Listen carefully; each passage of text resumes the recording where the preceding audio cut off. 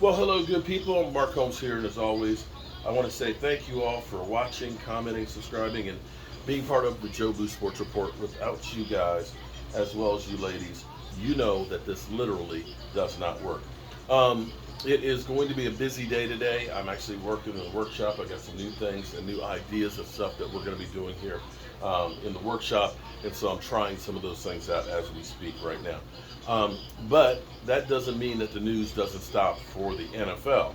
So here's where we have the Cowboys today have to get to the 53-man roster, then see who ends up clearing waivers and bringing back some of those players. So this is when the team will be playing some different games of, maybe holding on to a guy that they worry about somebody else picking up and putting guys out on waivers that you look and think of, okay, this guy might be somebody we really don't, that we don't think other people are going to pick up.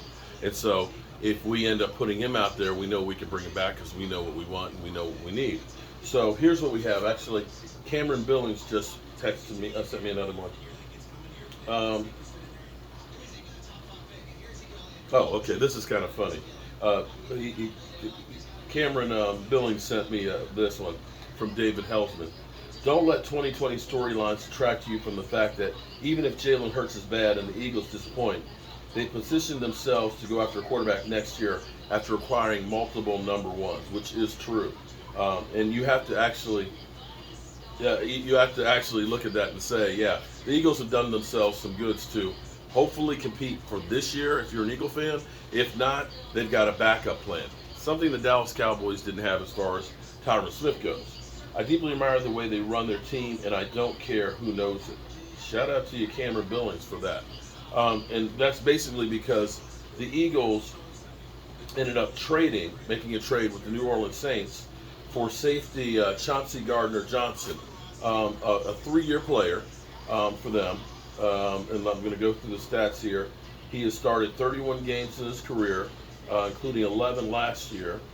Had 3 interceptions last year at safety, and 46 combined tackles, 32 solo, 14 assists, 4 tackles for a loss, and 4 quarterback hits. That was probably the weakest part on the Eagles' secondary. They weren't good. I still think that defense is going to be a problem. I still believe that defense is going to be a problem for the Eagles, and that's not just trying to be a hater. I think that they got some good defensive linemen, but I think their defensive coordinator is not that good, and I just think that they don't have a lot of depth. Okay, I'm not trying to hate. You see that the Eagles are constantly trying to bring in more and more help, and we'll find out if that really does work or not. I'm of the cloth that part of the problem that you have with bringing in so many players and the lack of practice is cohesiveness between everybody.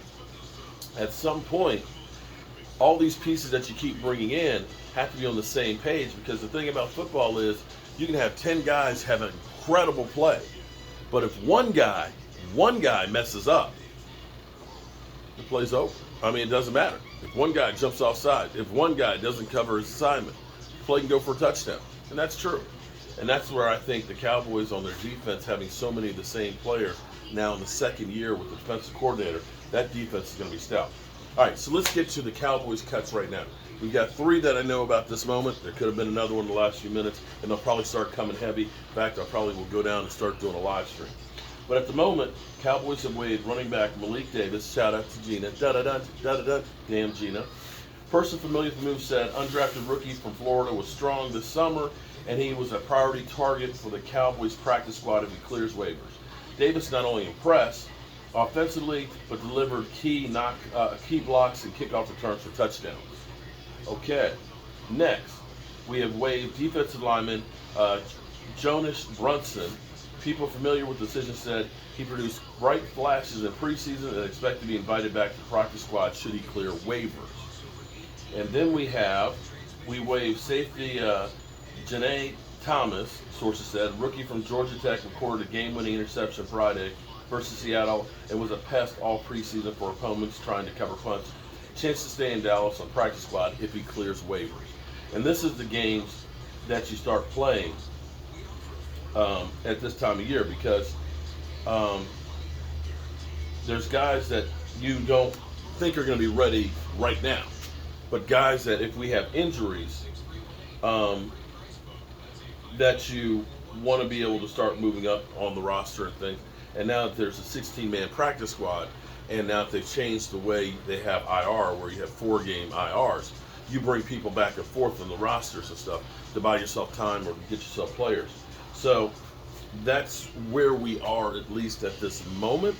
I'm going to try and get this stuff squared away so that way I can go and just hang out in the man cave and be ready to rock and roll when we have the full list and stuff. But definitely stay tuned. Eagles, I see that you guys apparently aren't satisfied with your roster, and maybe you guys are a little scared of the Cowboys and figure you're going to need some extra help there. All right, back to work for me.